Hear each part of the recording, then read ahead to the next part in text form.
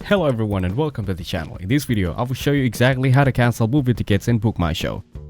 If you don't see an option to cancel the tickets under the Your Order section, make sure you're logged in via the same email ID or contact number used to book the tickets. If the cancellation option still does not appear, chances are that the cinema you've booked for does not provide the cancellation of confirmed tickets.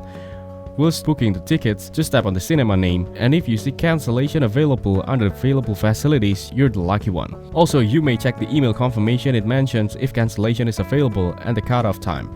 Cinemas allow cancellation of ticket between 20 minutes to 4 minutes prior to the showtime. When you select the Cancel Booking tab, you get a select between refund to original payment method and refunds to PMS Cash. Refunds to source reflect within 5 to 7 working days, whereas PMS Cash reflect within a max 2 hours in your profile.